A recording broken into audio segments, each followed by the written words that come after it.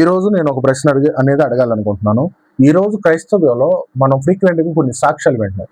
ఆ సాక్ష్యాలు అనేది చెప్పడం వల్ల దేవునికి నామానికి మహిమొస్తుందా? లేక దేవుని నామం అన్యుల ఎదుట గాని, లోకం ఎదుట గాని అవమానానికి గురవుతుందా? ఈ ప్రశ్నకి సమాధానంగా నేను కాసేపు ఈరోజు మాట్లాడాలనుకుంటున్నాను. ఎందుకనంటే ఈ రోజుల్లో ఏమవుతుంది అనంటే ఈరోజు మనం యూట్యూబ్‌లో గానీ, ఇలా సోషల్ మీడియాలో గానీ, యూట్యూబ్‌లోనే కాదు, ప్రతి ఎక్కడన్నా గుడికెళ్ళినా గానీ ఇవే అవుతున్నాయి సాక్ష్యాలు. సాక్ష్యాలు ఏమవుతున్నాయి అనంటే, ప్రత్యేకించి దేవుడు భౌతికంగా నాకేదో చేశాడనేది చెప్పుకోవడం ఎక్కువైపోయింది. నాకు డబ్బిచ్చాడు, స్వస్థతనిచ్చాడు, ఉద్యోగాన్నిచ్చాడు, ఇలాంటివి సో ఆన్. అంటే ఈ లోకంలో భౌతికంగా ఉండే జీవితం గురించి దేవుడు నాకేదో చేశాడు అని చెప్పుకునే సాక్ష్యాలు ఎక్కువైపోయాయి. అంటే ఆలోచించండి ఒకసారి, దేవుడు యేసుక్రీస్తు ఈ లోకానికి దిగి రావాల్సిన అవసరం ఏమొచ్చింది? ఇంకొకటి, దిగి వచ్చిన తర్వాత ఒకసారి నువ్వు క్రైస్తవుడిగా నువ్వు అంగీకరించబడిన తర్వాత యేసుక్రీస్తు ద్వారా నీకు కలిగిన ఒక బెనిఫిట్ అందాం ప్రస్తుతానికి. ఆయన వల్ల నీ జీవితంలో వచ్చిన మార్పు ఏంటి? ఆ మార్పు ద్వారా నీకు వచ్చిన ప్రయోజనం ఏంటి? యేసుక్రీస్తు ద్వారా నీకు వచ్చిన ఉపయోగం ఏంటి? యేసుక్రీస్తుని క్రైస్తవుడిగా నువ్వు అంగీకరించబడిన తర్వాత, క్రైస్తవుడిగా నువ్వు మారిన తర్వాత, యేసు ప్రభువుని రక్షకుడిగా అంగీకరించిన తర్వాత, అంటే నిజంగా నువ్వు క్రైస్తవుడిగా మారిన తర్వాత నీకు వచ్చిన ప్రయోజనం ఏంటి అనేది ఒకసారి ఆలోచించాలి. అంటే నిజమైన క్రైస్తవం అంటే ఏంటి? యేసుక్రీస్తు పాపుల రక్షకుడు, ఆయన పాపంలో ఉన్న వారిని విడిపించడానికి వచ్చాడు అనేది నిజమైన క్రైస్తవ్యం యొక్క డెఫినేషన్. నేను పాపిని, నాలో ఏమాత్రం నీతి లేదు, ఇలాంటి పాపి కొరకు ఆయన తనను తాను రిక్తునిగా చేసుకుని మరణించాడు అనేది నువ్వు నమ్మడం, ఇది నిజమైన క్రైస్తవం. ఒక్కసారి దీన్ని డెప్త్గా అనాలిసిస్ చేయడానికి అసలు యేసు ప్రభు ఎందుకు వచ్చాడు అంటే, ఈ రోజున ఇంకొకటి ఏంటంటే, భౌతికంగా చెప్పే సాక్ష్యాలు కూడా కొంచెం మరీ దిగజారిపోయాను. ఎలాగనంటే చీపురు ఏ పక్కన పట్టుకోవాలో కూడా చెప్పేశాడు, ఎలా ఓడవాలో చెప్పేశాడు, నాకు ఏటీఎం దగ్గర డబ్బులు దొరికినాయి, ఏంటంటే చిల్లరగా చేసేస్తున్నారు ఈ సాక్ష్యాలు అనేవి కూడా. ఈ భౌతికంగా నువ్వు దేవుడు నాకేదో చేశాడని చెప్పడమే తప్పు అయితే, సాక్ష్యం అనేది దాన్ని మరీ దిగజార్చి మరీ వరస్ట్గా చేసేస్తున్నారు. ఒకసారి మనం అసలు యేసు ప్రభువుని నిజంగా సాక్షి ఉండడం అంటే ఏంటి, ఎలా నువ్వు నిజంగా యేసు ప్రభువుకి సాక్షిగా ఉండగలవు, యేసు ప్రభు ఎందుకొరకు వచ్చాడు, యేసు ప్రభువుకి నువ్వు సాక్షిగా ఉండాలంటే నీ జీవితం అనేది ఎలా ఉండాలి, ఎలా ఉన్నప్పుడు నువ్వు సాక్షిగా ఉంటావు అన్న దాని గురించి ఒకసారి తెలుసుకుందాం ఈరోజు. అయితే ఒకసారి ఆలోచించండి, అసలు యేసు ప్రభు ఈ లోకంలోకి ఎందుకు వచ్చాడు, యేసు ప్రభు ఈ లోకంలోకి ఎందుకు వచ్చాడు అన్నది మనం అర్థం చేసుకోగలిగితే నిజంగా యేసు ప్రభు దీని కొరకు వచ్చాడు, దీని కొరకు కాదు అనేది మనకు ఒక క్లియరెన్స్ వస్తుంది. యేసు ప్రభు ఎందుకు కొరకు వచ్చాడు అన్నదానికి మత్తయి సువార్త 1వ అధ్యాయం 21వ వచనం చూస్తే, ఆయన తన ప్రజలను వారి పాపముల నుండి రక్షించును. ఆయన తన ప్రజలను ఎప్పుడైతే యేసుక్రీస్తు యొక్క జన్మ గురించి మాట్లాడుతున్నప్పుడు ఆయన ఏం చేస్తాడంటే తన ప్రజలను పాపముల నుండి రక్షించడానికి అన్నమాట. పాపముల నుండి రక్షించడం కొరకు ఆయన వచ్చాడు.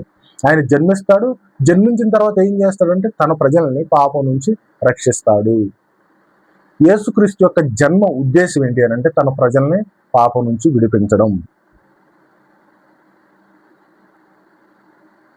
అంటే ఈ లోకంలో ఉన్న భౌతికంగా నీకు ఏదో చేయడం కోసం కదా, నీ యొక్క ఇబ్బందుల కోసం కదా, నీ యొక్క జాబ్ గురించి కదా, ఎందు గురించి వచ్చాడు యేసుక్రీస్తు అని అంటే నీ పాపం నుంచి విడుదల చేయడానికి. తన ప్రజలను నువ్వు ఎప్పుడైతే యేసుక్రీస్తు నా రక్షకుడు, యేసుక్రీస్తులో తప్ప నాకు ఇంకెక్కడ నీతి కనిపించడం లేదు, నాకున్న సమస్య ఏంటి అని అంటే నా మరణం తర్వాత ఒక జీవితం ఉంది, ఆ జీవితం ఏంటి అని అంటే పరలోక రాజ్యం నరకం అనేది నువ్వు తెలుసుకున్నప్పుడు, ఈ పరలోక రాజ్యంలో ఆనందం ఉంటుంది, సంతోషం ఉంటుంది అన్నప్పుడు ఆ పరలోక రాజ్యానికి నువ్వు వారసుడిగా అవ్వాలంటే ఈయన ద్వారా తప్ప నేను అక్కడికి వెళ్ళలేను, ఇలా జీవించకపోతే నేను నరకానికి వెళ్తాను. ఓకే, ఇలా వెళ్ళాలి అని అంటే యేసుక్రీస్తు చెప్పిన మార్గంలో తప్ప నాకు ఇంక వేరే దారి లేదు అని నువ్వు తెలుసుకోవాలి. యేసు ప్రభు ఏం చేస్తాడంట, తన ప్రజలను పాపం నుంచి విడిపిస్తాడనంట. పాపం నుంచి విడిపిస్తాడు. అంటే ఇప్పుడు పాపం నుంచి విడిపించాల్సినంత అవసరం ఏమొచ్చింది? అసలు మనిషికున్న సమస్య ఏంటి? యేసు ప్రభు అక్కడ దేవుడిగా ఉండి ఒక మనిషి రూపంలో వచ్చి ఇంత శ్రమలు అనుభవించి పాపం నుంచి విడిపించాల్సిన అవసరం ఏంటి? అంటే పాపం నుంచి విడిపించడం అంటే ఏంటి?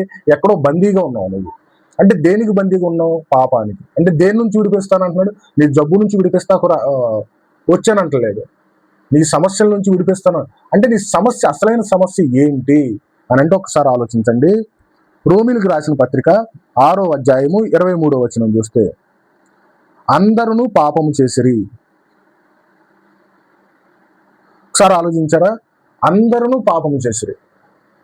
మనిషిగా పుట్టినవాడు ఎవరైనా యేసుక్రీస్తు తప్ప ప్రతి ఒక్కరిలోనూ పాపం అనేది ఉంది. తర్వాత ఏమంటున్నాడంటే, పాపమునకు జీతము మరణము.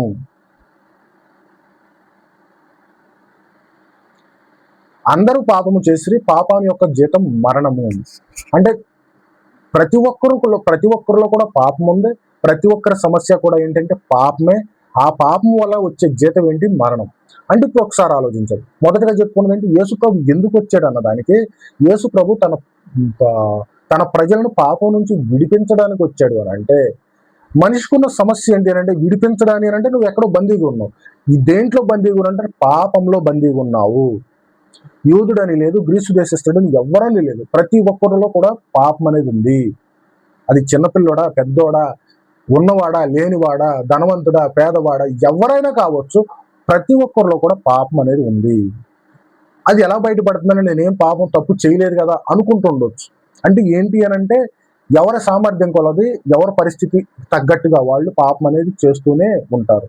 ఆయా సందర్భాన్ని బట్టి నువ్వు పెద్ద పాపం అనేది చేయలేకపోవచ్చు. పెద్ద పాపం అని అంటే మెయిన్ అందరూ అనుకునేట్టుగా మర్డర్లు, వ్యభిచారాలు ఇలాంటివి ఏమి చేయలేకపోవచ్చు. కానీ నీకు తగ్గ పాపం అనేది నువ్వు చేస్తూనే ఉంటావు. ఎలాంటి పాపాలు? స్వార్థం, ఈర్ష్య, కంటి చూపుతో చేసే పాపాలు, నోటి మాట ద్వారా చేసే పాపాలు చాలా ఉన్నాయి. అంటే నీ సామర్థ్యం ఇప్పటి వరకు నువ్వు ఇంతవరకే నీకు అందుబాటులో ఉంది. నువ్వు ఎప్పుడైతే ఇంకా ఎత్తుకు వెళ్తా ఉంటావో, ఇంకేదైనా పరిస్థితుల్లోకి వెళ్తూ ఉంటావు, నీ పాపం చేసే తీవ్రత కూడా పెరిగిపోతూ ఉంటుంది. చిన్నపిల్లోడు ఒక ఊహకొచ్చిన వాడైనా కానీ, ఒక 2 సంవత్సరాల పిల్లవాడైనా కానీ, తన బ్రదర్ కానీ ఎవరైనా తన సిబ్లింగ్స్ లో తన తండ్రి దగ్గరికి కానీ తన తల్లి దగ్గరికి కానీ వెళ్తే ఓర్చుకోలేడు. ఎందుకనంటే తనకు ఈర్ష్య, స్వార్థం అనేది. నా తల్లి దగ్గర నేనే ఉండాలి అనే స్వార్థం అనేది ఉండదు. ఆ మనిషి ఎలా ఉంటుందంటే ఇంకా ఏది బూతులు మాట్లాడలేడు, ఇంకా కంటి చూపు ఏం పాపం చేయలేడు. కానీ తనకున్న స్వభావం ఏంటి అని అంటే నా తల్లి దగ్గర నేను మాత్రమే ఉండాలి, స్వార్థం, నా తల్లి నాకే సొంతము అనే స్వార్థం. ఆ మనిషికి ఉన్నది ఏంటి అని అంటే అంతవరకే మాత్రమే చేయగలడు. సో దీన్ని బట్టి అర్థం చేసుకోవాల్సింది ఏంటంటే నువ్వే తప్పు చేయట్లేదు, నేను పెద్ద తప్పులు చేసేసి లేదు, పాపాలు చేయట్లేదు అనుకోవద్దు. అనుకుని నిన్ను నువ్వు మోసం చేసుకోవద్దు. అంటే ఏంటి అంటే అందరూ పాపం చేసిరి, పాపానికి వచ్చు జీతం మరణము. అంటే అలాంటి పాపం నుంచి విడిపించడానికి దేవుడు ఏమొచ్చాడు? మనిషిగా పుట్టాడు. అంటే నువ్వు ఈరోజు అనుకుంటూ ఉండొచ్చు ఏమని, నాకు జాబ్ లేదు, నాకు ప్రాబ్లమ్స్ ఉన్నాయి. తర్వాత ఏమనుకుంటారు? జాబ్ వస్తుంది. జాబ్ వచ్చిన తర్వాత సమాధానం ఉండదు, మైండ్ అనేది రిలాక్స్గా ఉండదు, డబ్బు ఉంటుంది, పీస్ ఉండదు, సమాధానం ఉండదు. తర్వాత పెళ్ళి అవ్వట్లేదు అంటారు. పెళ్ళైన తర్వాత వచ్చే సమస్యలు పిల్లలు పుట్టట్లేదు అంటారు.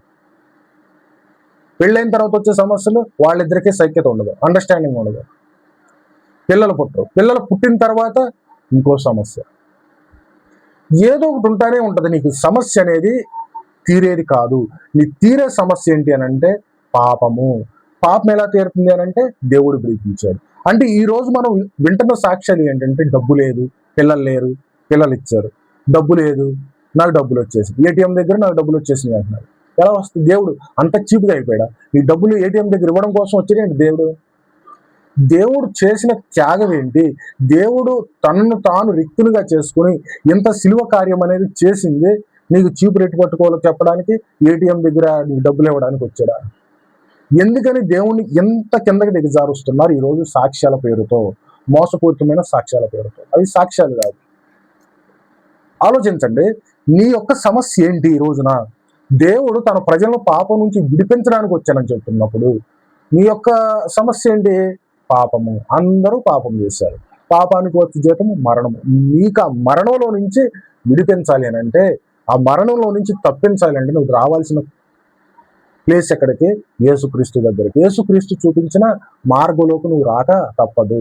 ఆ మార్గం తప్ప నీకు వేరే చాయిస్ లేదు. దేవుడు అదే చెప్తున్నాడు, నేనే మార్గము, నేనే సత్యము, నేనే జీవము. ఆయన దగ్గరికి వస్తే తప్ప నీ సమస్యకు సొల్యూషన్ లేదు. నీకున్న అసలైన సమస్య పాపము. తర్వాత ఒకసారి చూస్తే యేసుక్రీస్తు తన ప్రజల కోసం వచ్చాడు, తన ప్రజలను విడిపించడం కోసం వచ్చాను అంటున్నాడు.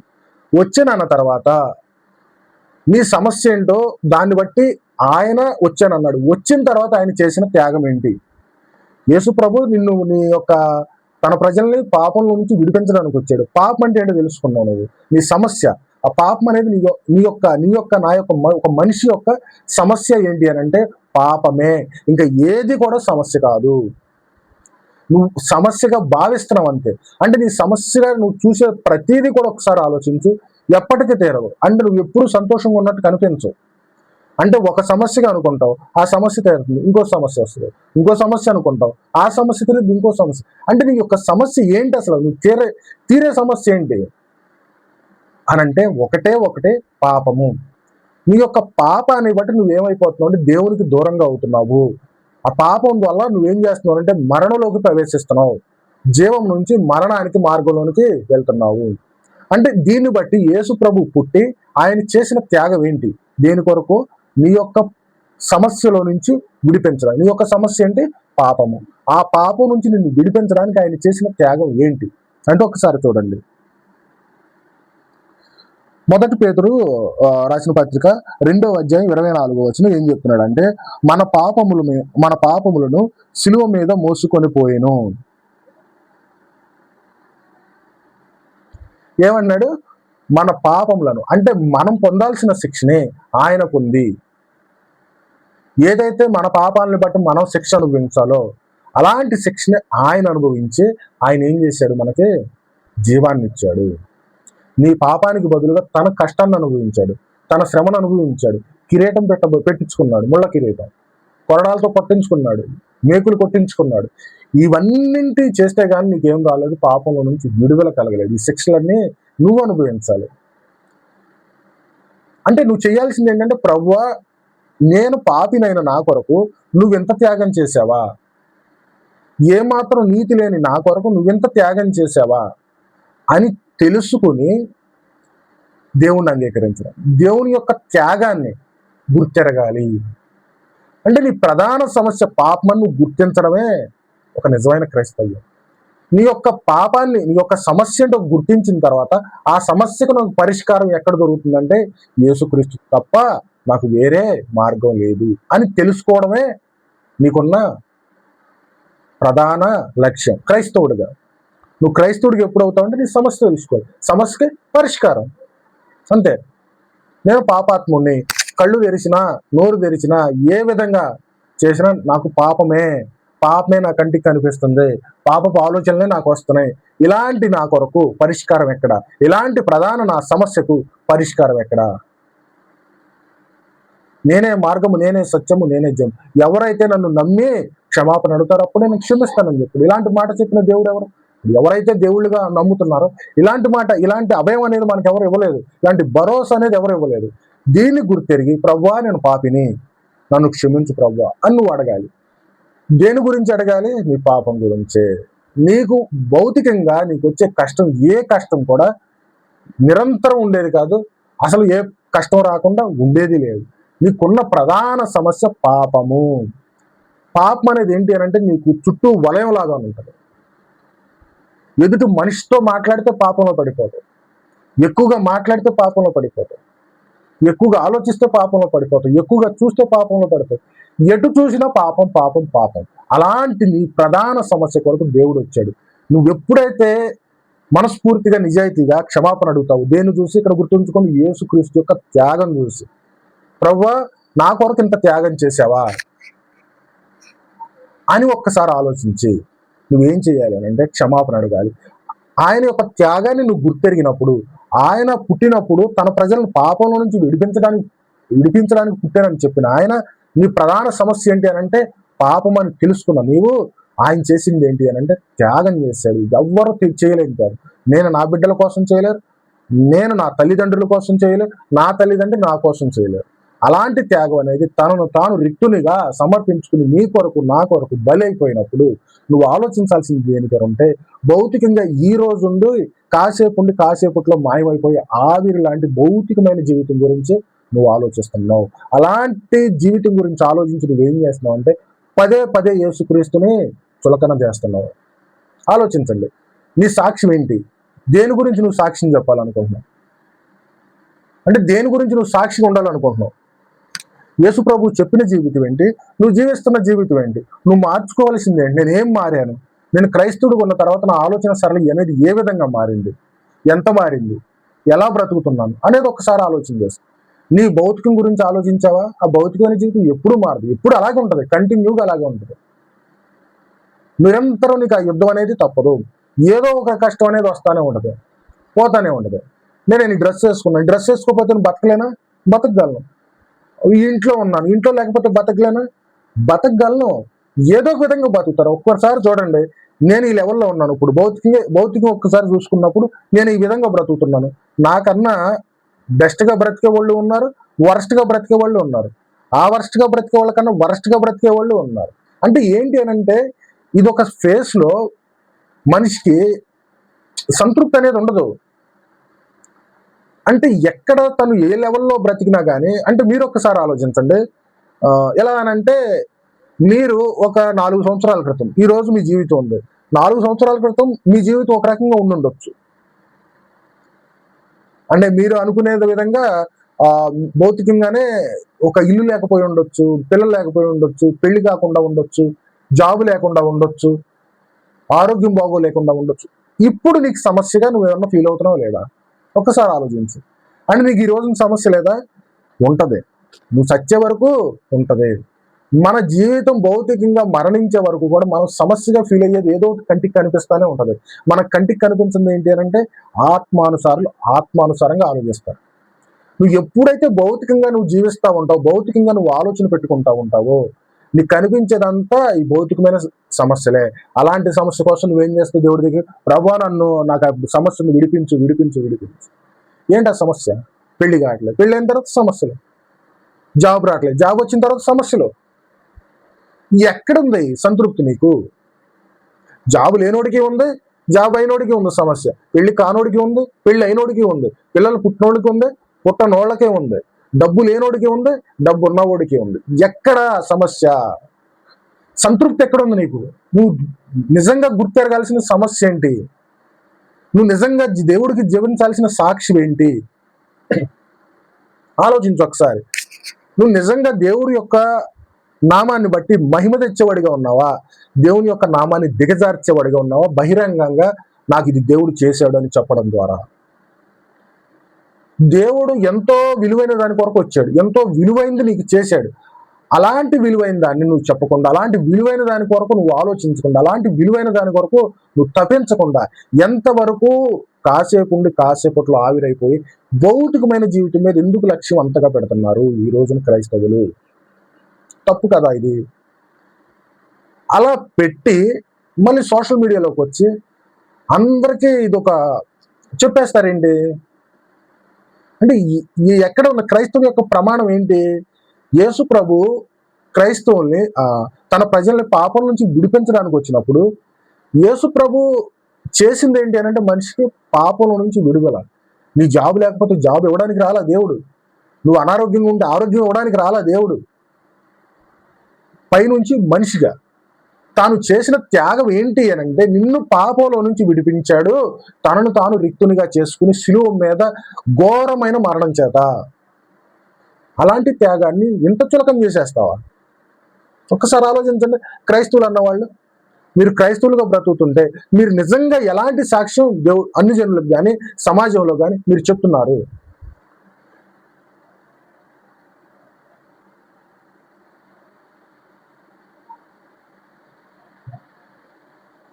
అంటే మిమ్మల్ని చూస్తూ ఉంటారు, మీ చుట్టూ ఉన్న ప్రపంచం అనేది మిమ్మల్ని చూస్తూ ఉంటారు. చూస్తూ ఉన్నప్పుడు ఆలోచిస్తారు కదా వాళ్ళు కూడా, నువ్వు జీవిస్తున్నావు క్రైస్తవుడుగా అవ్వకముందు, అయిన తర్వాత ఏంటి, నీకు జాబ్ వచ్చిందా, లేదంటే ఇంకేదైనా సమస్యగా అనుకుంటుంది పోయిందని నువ్వు చెప్తున్నావా? అలా పోయిందని అనుకో, వాళ్ళకి సమస్య ఉంటుందిగా, వాళ్ళకే పోతుందిగా, వాళ్ళకి అది కంటిన్యూగా ఉంటుందా? క్రైస్తవుడు కాని వాడికి కూడా సమస్య ఉంటుంది, క్రైస్తవుడు అని చెప్పుకుంటున్న వాడికి కూడా సమస్య ఉంటుంది. ఈ క్రైస్తవుడు అన్నవాడికి సమస్య అనేది కంటిన్యూగా ఉండదు, క్రైస్తవేతరుడికి కూడా సమస్య అనేది కంటిన్యూగా ఉండదు. ఇద్దరికున్న తేడా ఏంటి? మళ్ళీ అడుగుతున్నా క్వశ్చన్, ఇక్కడ క్రైస్తవుడు అని చెప్పుకుంటాను నీకు సమస్య ఉంది, అదే సమస్య వేరే సమస్య ఇంకొకరికి క్రైస్తవేతరుడికి ఉంది. నీ సమస్య పోయింది ఎప్పుడు? దేవుడు తీసేశాడు. ఈ సమస్యను ఎవరు తీశాడు? దేవుడే తీశాడా? అంటే ఆ దేవుడు గొప్పగా. అంటే ఏం జరుగుతుంది ఇక్కడ ఆలోచించండి. క్రైస్తవుడిగా నువ్వు ఆలోచించాల్సింది ఏంటి అంటే, నేను పాపిని, ఇలాంటి పాపి కొరకు ఆయన త్యాగం చేశాడు, అలాంటి త్యాగం భూమి మీద నా కొరకు ఎవరో చేయలేదు. అలాంటి త్యాగాన్ని గుర్తెరడమే మీ యొక్క సాక్ష్యం. అలాంటి త్యాగాన్ని గుర్తెరిగిన తర్వాత మరలా పూర్వపు జీవితంలోకి వెళ్లకుండా నీతిగా, యథార్థంగా, క్రీస్తు వాక్యానుసారంగా జీవించడమే నీ నిజమైన సాక్ష్యం. ఇంకొకసారి ఆలోచించండి. ఇప్పుడు ప్రాబ్లం అసలు ఎక్కడ స్టార్ట్ అవుతుంది అని అంటే ఇలాంటి ఆలోచన. ఇప్పుడు నేనున్నానండి, నా వయసు ఇప్పుడు ఒక పెద్దవాళ్ళ కన్నా నేను చాలా యంగ్ ఏజ్ లో ఉన్నాను. ఫర్ ఎగ్జాంపుల్ యంగ్ ఏజ్ లో ఉన్నాను.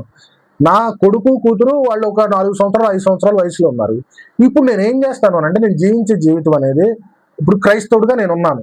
క్రైస్తవుడిగా ఉన్న నేను ఏదైతే ప్రమాణాలు పాటించానో, ఏదైతే విధంగా నేను జీవించానో, అదే విధమైన జీవితం అనేది ఎవరికి వస్తుంది? నా బిడ్డలకు వస్తుంది. అంటే క్రైస్తవుడిగా నేను ఉండాలి, ఏ విధంగా అయితే జీవిస్తున్నానో, యేసు ప్రభువుని నేను ఏ విధంగా అయితే స్వీకరిస్తున్నానో, అలాంటి స్వీకరణ అనేది నేను చెబుతూ ఉంటాను.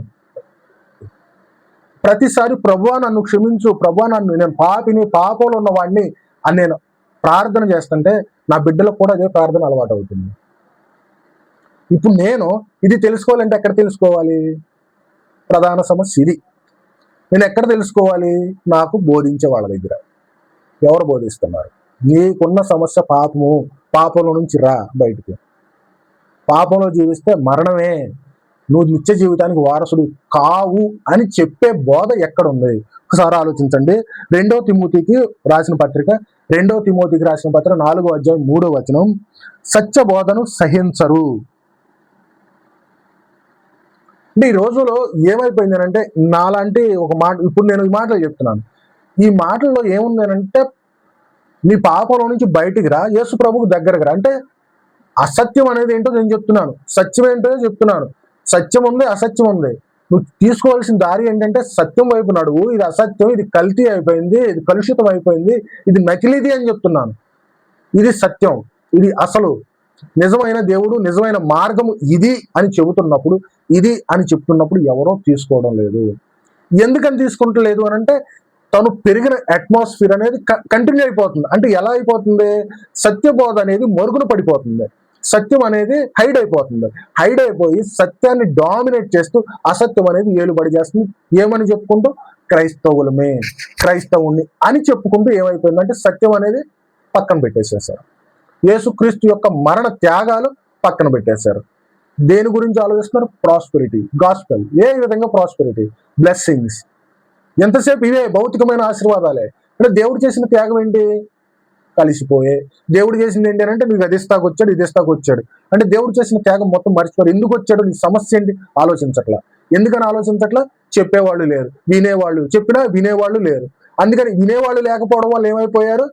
స్వార్థం పెరిగిపోయింది. వినేవాళ్ళు లేకపోయినా పర్లేదు. ఇప్పుడు నేను చెప్తాను ఇంకొకటి, నేను ఇప్పుడు ఈ మాట మాట్లాడుతున్నాను, ఈ మాటకు వచ్చే వ్యూస్ అనేవి చాలా తక్కువగా ఉంటాయి. మేబీ 100 కన్నా బిలోనే, 100, 200 ఇంతే ఉంటది. కానీ ఎప్పుడైతే బ్లెస్సింగ్స్ గురించి మాట్లాడతానో దానికి ఫుల్గా హైప్ వచ్చేస్తుంది. సో అలాంటిది వచ్చినప్పుడు చెప్పేవాళ్ళు ఏంటంటే నిస్వార్థంగా, ఆ రోజున అపోస్తులు ఎలాగైతే ఉన్నారో ఆ విధంగా ఉండి, అటువైపు వెళ్లకుండా ఇటువైపే ఉండి సత్యాన్ని మాత్రమే బోధిస్తూ, వచ్చిన వాళ్ళే వస్తారు, చెప్పండి, వింటే వింటారు, లేదంటే మీ పాదాన్ని అక్కడ దులిపేసి వచ్చేసేయండి మట్టిని అని చెప్పాడు. ఆ విధంగా ఆలోచించకుండా ఏం చేశారంటే, జనాల కోసం, డబ్బు కోసం, స్వార్థం కోసం క్రైస్తవులు చెప్పుకుంటూ, అందులోని బోధకులు చెప్పుకుంటూ ఏం చేస్తున్నారంటే ప్రాస్పెరిటీ గాస్పెల్ స్టార్ట్ చేశారు. బ్లెస్సింగ్స్. ఇలాంటి గాస్పెల్ ఏదైతే అసత్య వార్త విన్నప్పుడు నేను ఇది చెప్తుంటే, అరే నువ్వు పాపం చేశావు, పాపంలో ఉన్నావు, దేవుడు వచ్చింది నిన్ను పాపంలో నుంచి విడిపించడానికి అంటే ఈ మాటలు చెవికి ఎక్కట్లేదు, చెవికి ఇంపుగా కనిపించట్లేదు, చాలా కష్టంగా ఉంది వినిపించడానికి. నీకు ఎంతసేపు నీకు డబ్బు కావాలా, ఆరోగ్యం కావాలా, జాబ్ కావాలా, పెళ్లి కావాలా, ఏ మాటల కష్టంలో ఉన్నావా రా, కష్టం విడిపేస్తా, బాధల్లో ఉన్నావా రా, బాధ విడిపేస్తా, ప్రార్థన చేస్తే బాధ పోయింది, పెళ్ళి అవ్వట్లేదా రా, వేసా రా. ఇది నేనేం చెప్తున్నారే, నువ్వు పాపంలో ఉన్నావు, పాపంలో నుంచి బయటికి రావాలంటే ఒప్పుకో, దేవుడి దగ్గర క్షమాపణ అడుగు, మోకరించి క్షమాపణ అడుగు, ఈ పాపం ఇలాగే చేస్తే చచ్చిపోతావు, మరణంలో నిన్ను విడిపించేవాళ్ళు లేడు. ఈ మాట బాగుందా, ఈ మాట బాగుందా, ఏ మాట బాగుంది, చెవులకు ఇంపుగా ఉంది చక్కగా.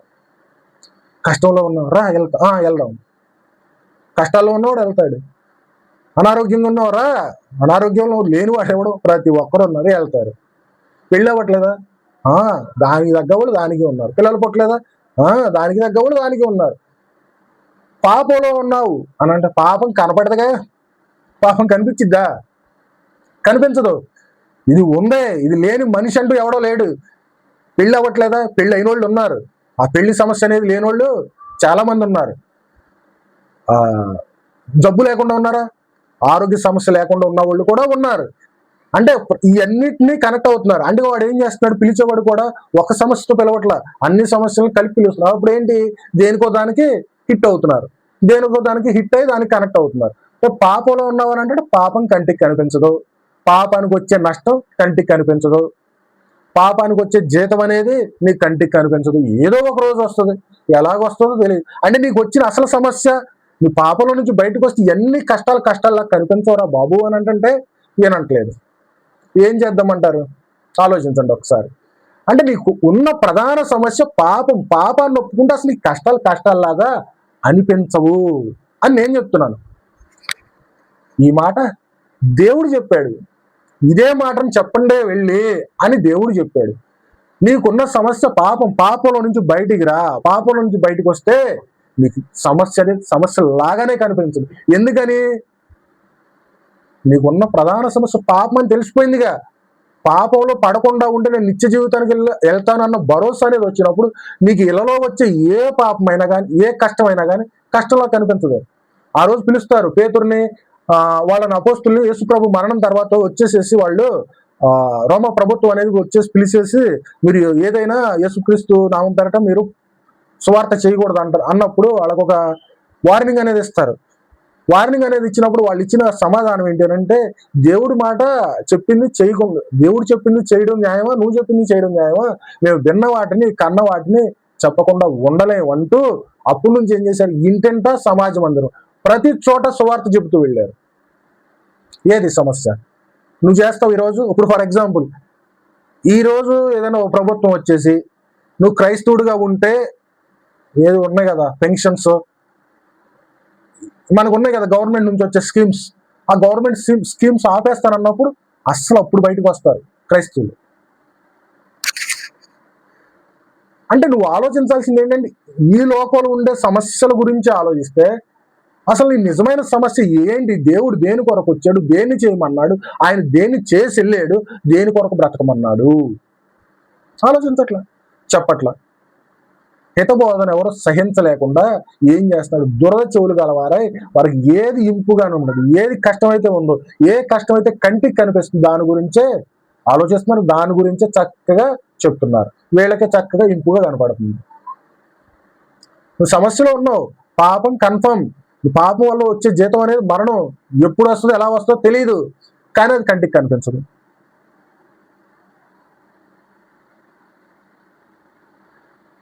అంటే ఒకసారి ఇప్పుడు నిజమైన సాక్ష్యం అనేది ఎలా ఉండాలి అంటే నేను చెప్తాను, ఒకసారి వినండి.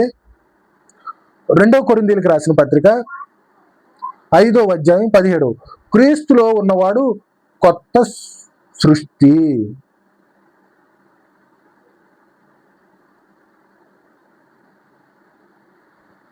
కొత్త సృష్టి అంట.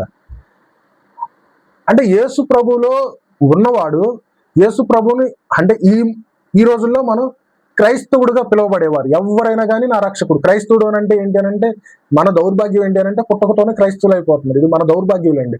నువ్వు ఎప్పుడైతే యేసుక్రీస్తుని రక్షకుడుగా అంగీకరిస్తావు అప్పుడు నువ్వు క్రైస్తవుడు అవుతావు. క్రైస్తవుడుగా ఎవరైతే ఉన్నారో, ఎప్పుడైతే క్రైస్తవుడుగా నువ్వు అంగీకరించబడతావో, క్రైస్తవుడుగా నువ్వు మారతావో, యేసుక్రీస్తుని రక్షకుడుగా అంగీకరిస్తావు, అప్పుడు నువ్వు ఏం చేయాలి? కొత్త సృష్టిలాగా మారాలి. అప్పుడు మందు తాగావా, మందు వదిలేయాలి. వ్యభిచారం చేసావు, వ్యభిచారం వదిలేయాలి. అబద్ధాలు చెప్పావు, అబద్ధాలు వదిలేయాలి. దొంగతనాలు చేసావు, దొంగతనం వదిలేయాలి. స్వార్థం ఉందా, శత్రువులు ఉన్నారా, నువ్వెవరి మీద ద్వేషంతో అన్నిటినీ వదిలేయాలి. అన్నిటిని వదిలేసేసి ఏమవ్వాలంటే, ఆ రోజు నయోమాను ఆ చెరువులో నుంచి లేచినప్పుడు, ఆ నదిలో నుంచి సంథింగ్ లేస్తాడు కదా, లేచినప్పుడు ఆయన దేహం అనేది పసిపిల్లవాడి దేహం వల్ల ఎలా అయిందో ఆ విధంగా నూతన సృష్టిలాగా మారబడాలి. ఇది నిజమైన సాక్ష్యం. ఇది నువ్వు ఎప్పుడైతే ఇలా మారతావో అప్పుడు నీ గురించి నలుగురు చెప్పుకుంటారు. ప్రపంచం అంతా నువ్వు చెప్పాల్సిన అవసరం లేదు. నువ్వు చెప్పేది కూడా ఏం చెప్తావు? ఇదే చెప్తావు. ఏమని? దేవుడు గురించి మేము కన్న వాటిని, విన్న వాటిని నువ్వు చెప్పే సాక్ష్యం అప్పుడు ఎలా చెప్పవు? ఏది నేను చెప్తున్నట్టు నాకు ఉద్యోగం లేదు, పెళ్ళి అవ్వట్లేదు, పిల్లలు పుట్టట్లేదు, ఇలాంటి పనికి మాలిన మాటలు చెప్పవు. ఇలాంటి వ్యర్థమైనవి అసలు చెప్పవు నువ్వు. ఎందుకనంటే ఇవి ఆఫ్టర్ ఆల్ ఎప్పుడైతే దేవుడిని అంగీకరిస్తావో, నిజమైన సమస్య అనేది ఏంటో తెలుసుకుంటావో, దేవుడు వచ్చి నీకు ఏమి ఇచ్చాడో తెలుసుకుంటావో, ఇవి ఆఫ్టర్ ఆల్ ఎందుకు పనికిరావు. అప్పుడు ఏం చేస్తావు? నువ్వు చెప్పేది కూడా నలుగురికి ఏమన్నా కనపడినా, ఎవరికైనా కనిపించినా కానీ యేసు ప్రభువుని నమ్ముకో, పాపం విడిచిపెట్టు, లేదంటే నువ్వు చనిపోతావు. పాపం వదిలే, సత్యం రా. ఇది అసత్యం, ఇది సత్యం, ఈ మార్గంలోకి రా, ఈ మార్గంలోకి రాకపోతే నీకు రక్షణ లేదు అని చెబుతావు. అది నిజమైన సాక్ష్యం. అంటే నువ్వు నూతన సృష్టిగా మార్చబడినప్పుడు, ఎప్పుడైతే క్రైస్తవుడిగా అంగీకరించబడతావో, అలా అంగీకరించబడినప్పుడు నీలో జరిగేది ఏంటంటే కంప్లీట్ గా పరివర్తన. నిన్న దాని గురించి ఆలోచించు, ఈ రోజు దేని గురించి ఆలోచించు. నిన్న అదే ప్రధాన సమస్య అంటూ ఈ రోజు ఇది ఆఫ్టర్ ఆల్ అని అంటాం, ఇది ఎందుకు పనికిరాదు అని అంటాం. ఇది నిజమైన సృష్టి, నూతన సృష్టి. ఇది నిజమైన సాక్ష్యం. ఒక్కసారి ఆలోచించండి, మనం ఏ పరిస్థితుల్లో ఉన్నాం. ఒకసారి నిజమైన సృష్టిగా మార్చబడితే నువ్వు ఇంతకుముందు ఉన్న అలవాట్లన్నీ, ఇంతకుముందు నీ జీవితాన్ని వదిలేసావా? అదే కంటిన్యూ చేసుకుంటే నేను క్రైస్తవుని చెప్పుకుంటున్నాను. ఒకసారి ఆలోచించండి. అలా చేస్తే నిజంగా నువ్వు ఇంకా క్రైస్తవుడిగా బ్రతకడం ఎందుకు? క్రైస్తవుడు అని చెప్పుకుంటావు ఎందుకు?